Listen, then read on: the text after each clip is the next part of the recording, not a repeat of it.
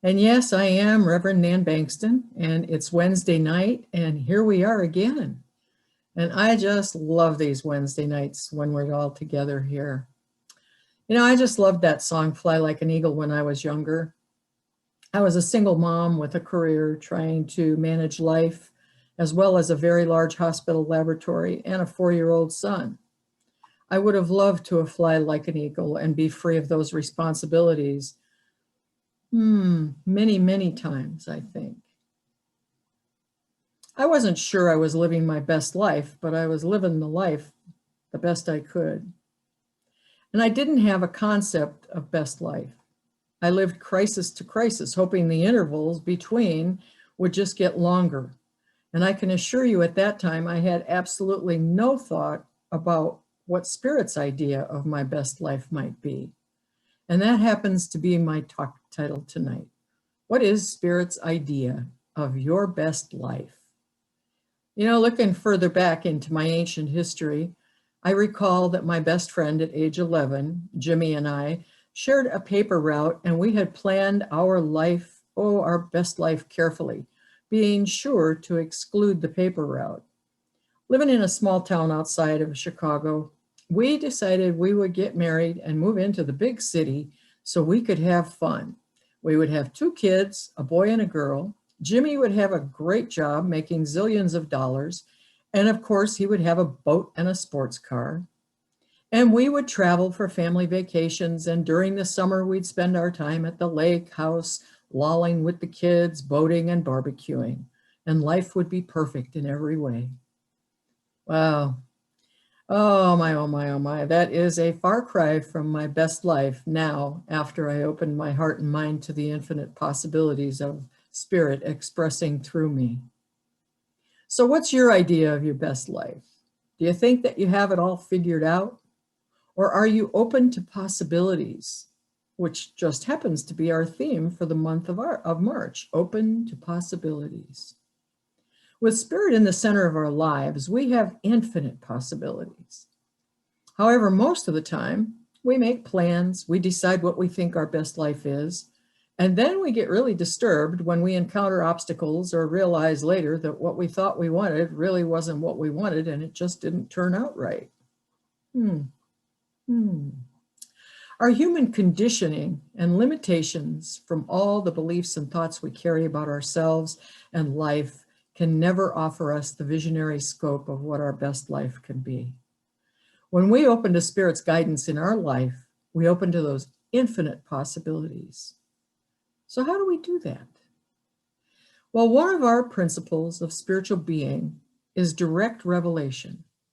We believe, as individualized expressions of the One, that we have access to the infinite wisdom and intelligence of universal Spirit. It flows through us, as us, and is us to the degree we become aware and conscious of the impression of it. Direct revelation is available to us through our intuition, and we can also intentionally cultivate it through visioning. Now, back in the mid-'80s, Dr. Michael Bernard Beckwith began developing and using visioning as a spiritual practice. It was through his visioning practice that he developed and founded the Agape Center, which has been a huge trans-denominational center of new thought since 1986. He realized that being open to the infinite possibilities of the field of mind and eternal wisdom, guidance was ever available through direct revelation in the visioning process. So how does this work? Well, first, visualization isn't the same as visioning. We all visualize what we want when we are thinking. When we think about what we want to change in our life, or perhaps we're making the purpose for our spiritual mind treatment, we visualize. We see in our mind's eye the picture of how we want something to be or what we want to manifest. We pick out shapes and models and colors and ideal things that we would like. And we hold those during our visualizations of our ideal. But what about visioning? Well, the easiest way to distinguish the two is with this analogy. In visualization, we are the radio tower. We are transmitting, sending messages out to spirit about what we want, how we want it, and when and where. With visioning, we are the radio tower receiving messages from spirit that are inclusive of all possibilities for our highest and greatest good, whatever the topic may be. Visioning consciously opens us to be receptive to the impress of universal spirit. It is the practice of cultivating the field of consciousness and illuminating what wants to emerge in form without preconceived ideas or limitations. This is so important because everything we think, do, say, and create is always structured, filtered through some limitation that is the product of our beliefs, human experiences, and conditions that we believe are the only reality and only possibilities. When we live in and from the question, what is Spirit's highest idea of itself as my life? Our lives are transformed and expanded. Now, I can certainly testify to that. I began visioning back in 2005, and it has been a spiritual practice method for me ever since. There are things that have resulted from my visioning that I never could have, or likely never would have come up with from my own levels of consciousness. So just how does this visioning thing work? Well, in the visioning process, we enter into a space filled with love in our hearts and surrounding us. And as we settle into that space, we ask the question, what is Spirit's highest idea of itself as my life?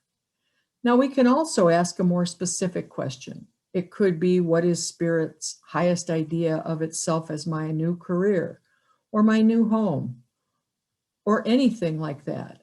But when we ask, what is Spirit's highest idea of itself as my life, we open an amazing door to infinite possibilities of how our life can unfold and the amazing things that can take place in it. In that peaceful surrounding of love, we receive messages directly from Spirit.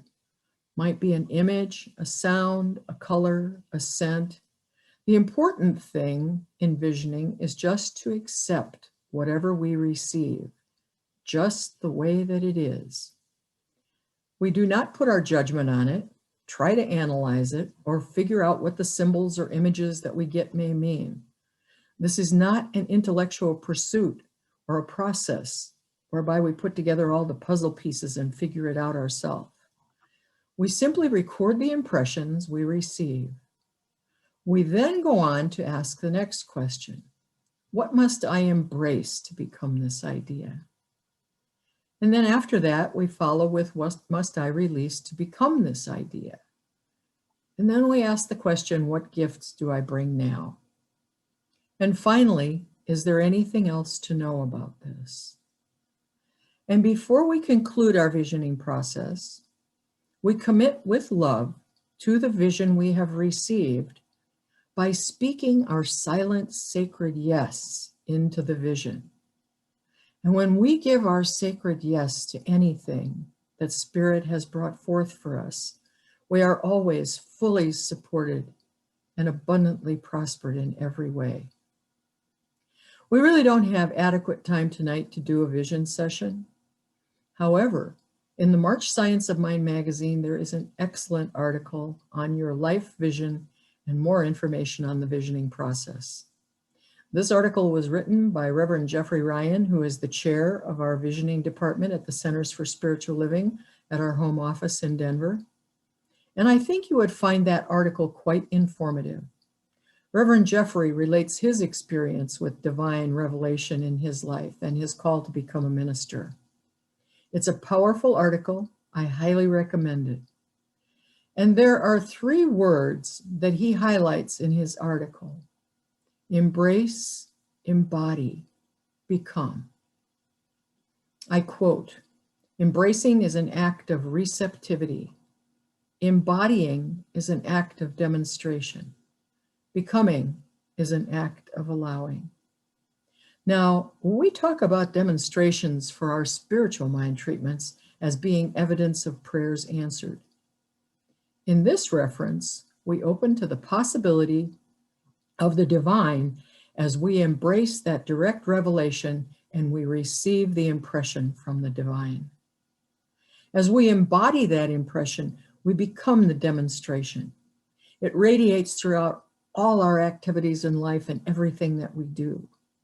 And we become, yes, we become spirit in its fullest expression when we open to the infinite possibilities and allow spirit within us to guide our way. Dr. Holmes wrote in The Power Within these words that I share now. God's creative power of mind is right here. We have as much of this power to use as we believe in and embody. The storehouse of nature is filled with infinite good, awaiting the touch of our awakened thought to spring forth into manifestation in our lives. The message tonight is that when we trust and have faith in the love of a universe that is always for us and never against us, we have released the illusion of this human conditional reality, and we have the full power to live Spirit's highest idea of our best life. When we embrace, embody, and allow, and let our spirit carry us, then we truly can fly like an eagle. And so it is. And so now I'd just like to offer a prayer, as is our custom. And so, as we come together in this unity and this oneness of life, knowing that the infinite is an abundant, loving source through which all creation has been formed, I just invite each of us to embrace, embody, and allow, and let our spirit carry us. I speak a word for all who may not know or have the feeling that they are capable of knowing or embracing freedom in their life. All forms of freedom. The freedom to go to the store that they want. A freedom to be treated equally. A freedom to know that they are loved and cherished as a unique creation of the divine. And so in this knowingness that we are all free to live Spirit's idea of our best life, I bless each and every person here and everyone beyond the sound of my voice. And I speak a word of freedom and joy and the opening for every being to know, to embrace, embody, and allow the idea, Spirit's idea of their best life to come forward in this time. And so knowing that this is good and very good, and that we live in a universe that is always for us, I simply release this word into the law of mind that always, always, always says, yes, my beloveds, yes, with an infinitely grateful heart. And so it is. And now we will have our offertory. Yay. So if you'll join me in just taking your gift and placing your hand over your heart with it and blessing it, we're going to just say our offertory, our prosperity affirmation for tonight. And I just want to copy it here so we can do it twice. And I just want to thank everyone for the generosity, absolute generosity and abundance that flows through our center. And so if you'll join me in saying, bless this gift, saying, Spirit's idea of my best life includes infinite abundance that I share with love and joy. One more time. Spirit's idea of my best life includes infinite abundance that I share with love and joy. And now I just take these gifts and I receive them on behalf of our center. I receive them on behalf of our community. And I just bless them, for I know that from the love of spirit, these gifts have been given. And as they have been given by the sender, the receiver must give back 1,000-fold. It is impossible to outgive spirit. And as we give, so we must receive. And I bless these gifts and send them forth to heal and prosper. And I give great good thanks. And so it is. And now we're coming up to our candle ceremony here. So we're going to light the flames of faith tonight again. So Miss Paula, if you would be so kind. So we perform this ceremony to promote the universal consciousness of life, which acknowledges all people and all faiths, all sentient beings, that all come from the one great universal presence, which we call spirit. Fundamental to this truth is the unifying nature of all religious thought and experience, which we honor here today. We light a candle for the Tao, honoring the universal path of harmony and equilibrium, the natural way. And we light a candle for the shamanic tradition, honoring the beliefs and practices of all indigenous peoples, the way of primal spirituality. We light a candle for Hinduism, honoring the path of knowledge, action, and devotion. We light a candle for Judaism, honoring the path of knowledge, action. We have honored Judaism, honoring the ethical path of living by sacred law. We light the candle for all forms of Buddhism, honoring the Four Noble Truths and the path of compassion. We light a candle for all forms of Christianity, honoring the Christ consciousness as the path of love. We light the candle for all forms of Islam, honoring the path of submission to the will of God as the highest calling. And we light a candle for the universalistic religion of Baha'i, honoring the path of unity and peace.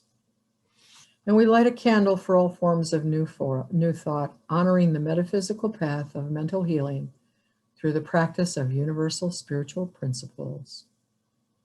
We light a candle for all those who are as yet unaware of the power and presence of spirit in their lives, and for the space that we hold for them at this center.